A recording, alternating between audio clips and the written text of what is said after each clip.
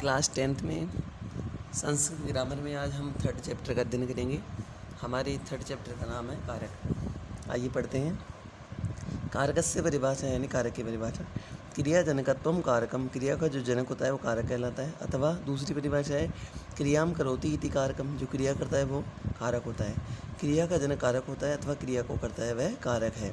अर्थात यह क्रियाम संपादयति अथवा यस्य क्रियया स साक्षात् परंपरया व संबंधो भवति स कारक इति कथ्यते। अर्थात जो क्रिया को संपादित करता है अथवा जिसका क्रिया के साथ साक्षात अथवा परंपरा से संबंध होता है वह कारक कहा जाता है या कारक कहलाता है। क्रिया से कारणानां साक्षात् परंपरया वह संबंधः कथं भवति इति बोधितुम् अत्र वाक्यमेकं प्रस्तुयते। यथा क्रिया के साथ कारकों का साक्षात अथवा परंपरा से कैसे संबंध होता है यह जानने के लिए यहाँ एक वाक्य प्रस्तुत किया जा रहा है। हे मनुष्यः, नरदेवस्य पुत्रः जयदेवः स्वहस्तेन कोशात् निर्धनेभ्यः ग्रामे धनं ददाति। अत्र क्रियाया स कारणानां संबंधं ज्ञातुम् एव प्रकरणेन प्रश्नोत्तरमार्गः आसरणीयः है। यहाँ क्रिया के साथ कारकों का संबंध जानने के लिए इस प्रकार से प्रश्नोत्तर मार्ग का आश्रय लेना चाहिए। यहाँ पर प्रश्नोत्तर के माध्यम से कारक को समझना है हमें। देखिए यहाँ पर एक चित्र भी बना हुआ है, इसको हम बाद में समझेंगे, पहले इसको हम समझते हैं। नीचे वाले को प्रश्न हमारे कै ददाती यानी क्या देता है।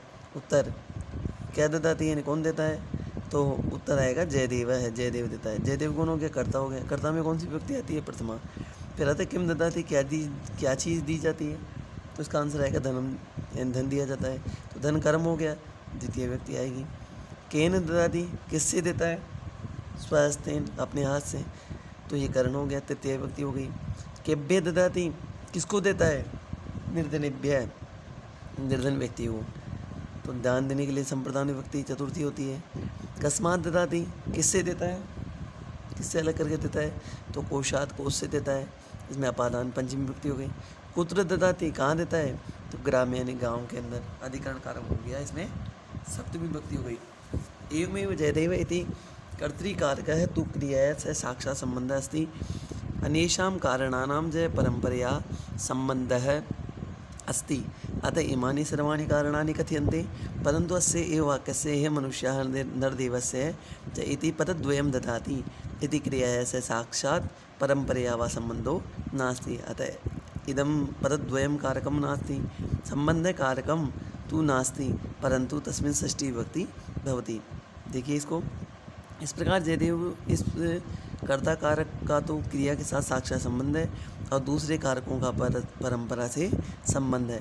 अतः ये सब कारक कहे जाते हैं, परंतु इस वाक्य का हे मनुष्यः नरदेवस्य इन दो पदों को का ददाती क्रिया के साथ साक्षात अथवा परंपरा से संबंध नहीं है। अतः ये दोनों पद कारक नहीं है। संबंध कारक तो है, परंतु षष्ठी, उसमें षष्ठी विभक्ति होती है। अब आपके पास में यह चित्र बना हुआ है, देखिए कारक के बारे में बता रखा है। तो कर्ता, कर्म, कर्ण, संप्रदान, अपादान, अधिकरण और संबोधन चित्र के माध्यम से समझाए गए हैं। कारकाणाम संख्या, ये इंपॉर्टेंट चीज़ है, कारक की संख्या कितनी होती है। इत्थम कारकाणाम संख्या 6 भवति यथोक्तम, इस प्रकार कारकों की संख्या 6 होती है, जैसे कहा गया है।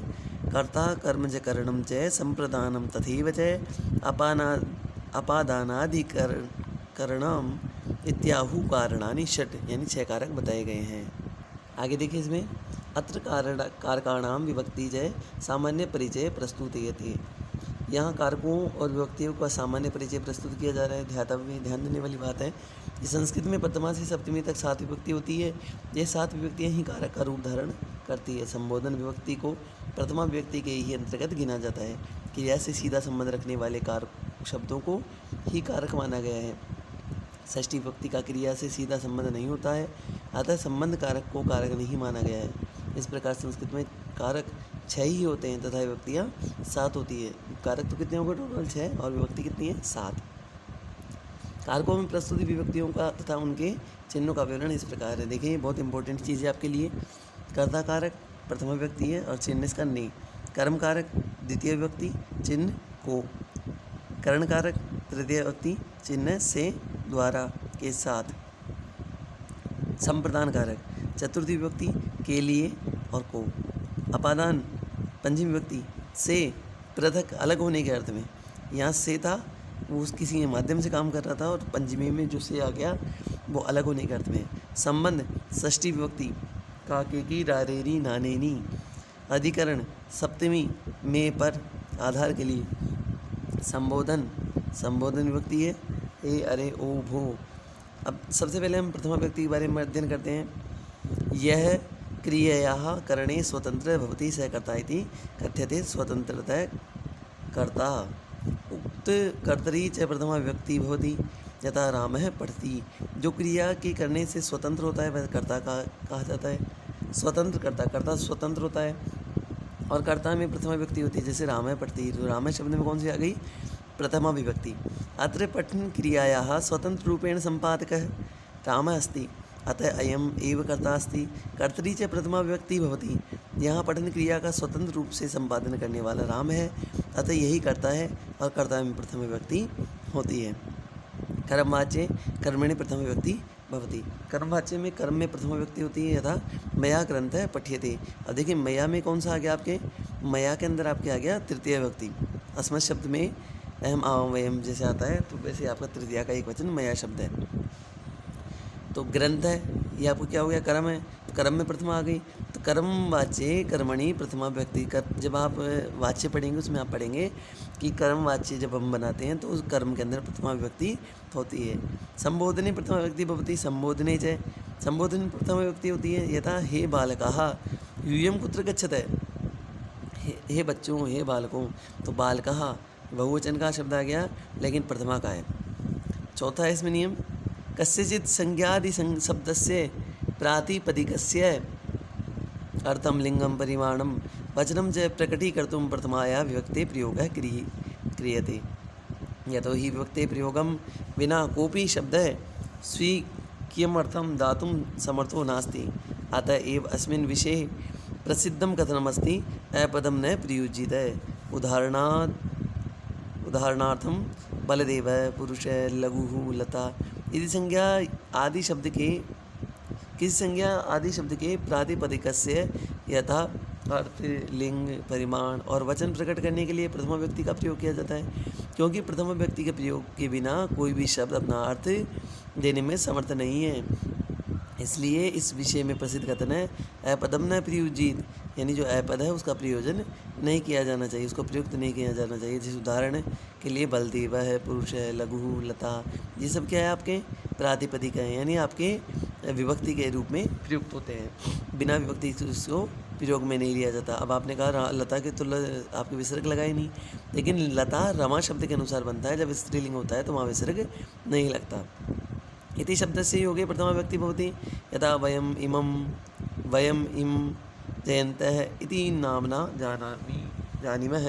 इति शब्द के प्रयोग में प्रथमा व्यक्ति होती है, जैसे हमें इसे जयंत इस नाम से जानते हैं।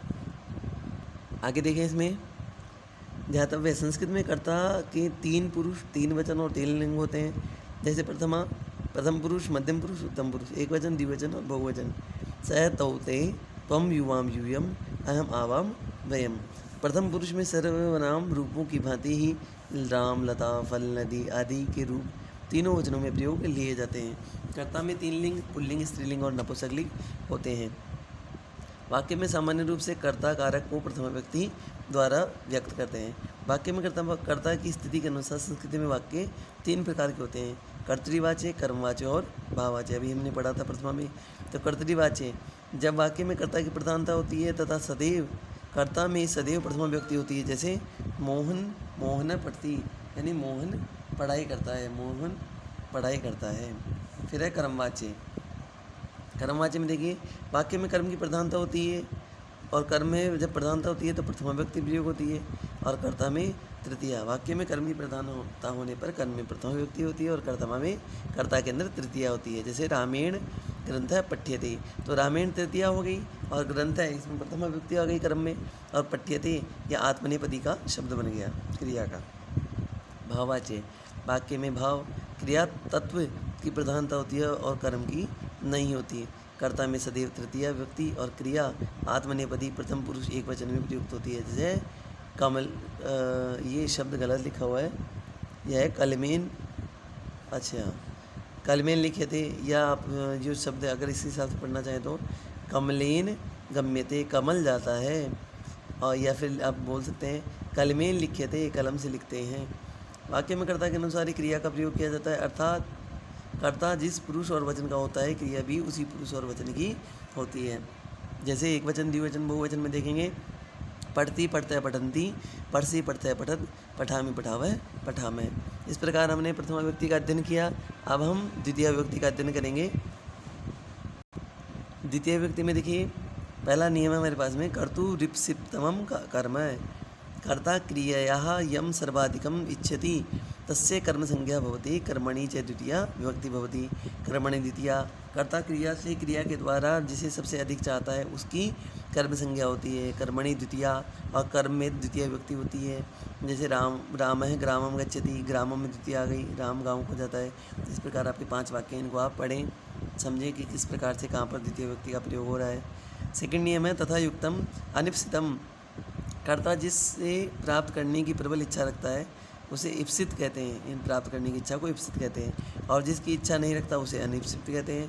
अनिप्सित पदार्थ पर क्रिया का फल पढ़ने पर उसमें कर्म संज्ञा होती है। जैसे दिनेश है विद्यालय में गच्छन बालकम पश्यति, दिनेश विद्यालय को जाता हुआ बालक को देखता है। इसका काम था विद्यालय जाने का, लेकिन बालक दिख गए, इनको देखता है, तो इनको देखने की इच्छा नहीं थी लेकिन दिख गए।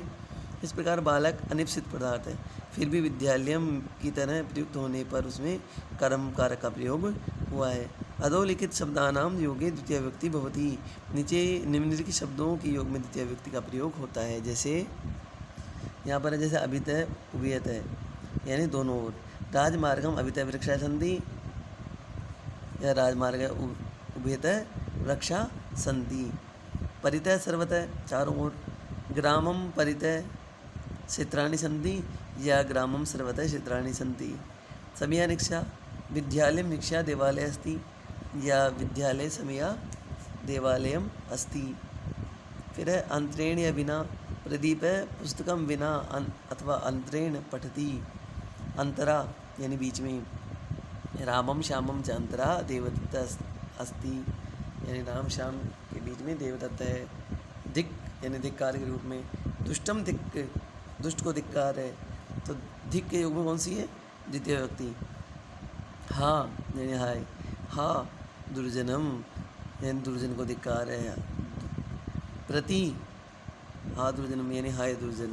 प्रति यानी और। छात्रा विद्यालय में प्रति गच्छति, छात्र विद्यालय की ओर जाते हैं। प्रति की अर्थ होता है और। फिर अनु यानी पीछे। राजपुरुष है चोरम अनु धावति, यावत्यंतक गणेश वनम यावत गच्छति। अधोदय नीचे नीचे। भूमिम अधोदय जलम अस्ति, भूमि के नीचे नीचे जल है। अद्यति अंदर अंदर। लोकमद्यति हरि अस्ति, लोक के अंदर अंदर हरि है। ऊपरी ऊपरी ऊपर ऊपर। लोकम ऊपरी ऊपरी सूर्य अस्ति, लोक संसार के ऊपर ऊपर सूर्य है। इस प्रकार हमने ये नियम पढ़ा। हम अगला नियम पढ़ते हैं अधिका। इम्पोर्टेंट है क्योंकि इसमें अगर आप थोड़ा सा गलत कर दोगे तो आपका इसमें कौन सा हो जाएगा? सप्तमी भी चली जाएगी। ध्यान से पढ़ना है। अधिउपसर्ग पूर्वक शिंग स्था आस धातूनां प्रयोगे येषाम् आधारस्य कर्म संज्ञा भवति, कर्मणि च द्वितीया विभक्ति भवति। अधि शिंग स्था साम कर्म, ये सूत्र है इसका। अधि शिंग स्था साम कर्म है।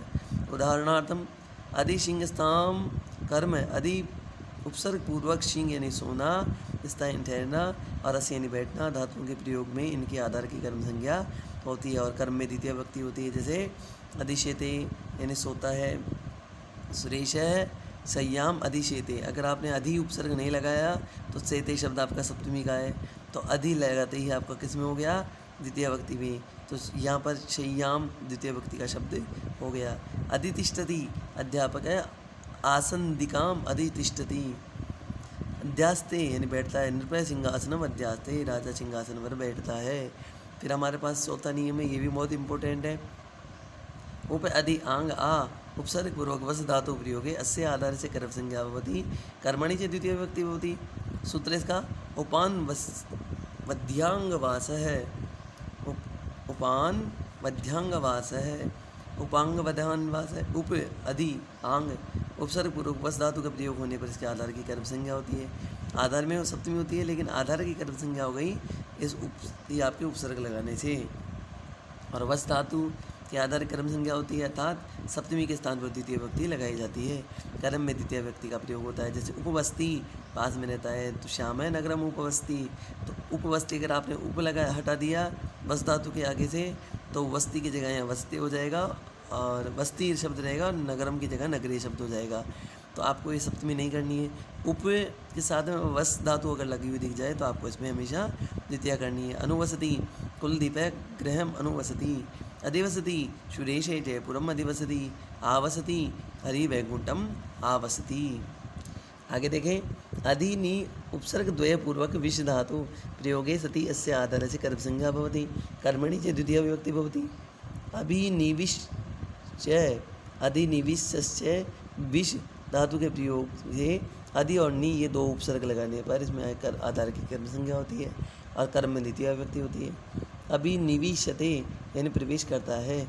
दिनेश ग्राम अभिनिविशते यानी अभि और नि दोनों उपसर्ग लगेंगे तो दिनेश गाँव में प्रवेश करता है। अगला नियम है अपादानादि कारणाम यत्र अविवक्षा अस्ति तत्र तेषां कर्म संज्ञा भवति। कर्मणि च द्वितीय विभक्ति भवति। एकथितं च, एकथितं में सूत्र आपका ये एकथितं च। संस्कृत भाषायाम् एतादृशे षोडशधातवः सन्ति येषां प्रयोगः एकं तु मुख्यं द्वितीया विभक्ति भवति।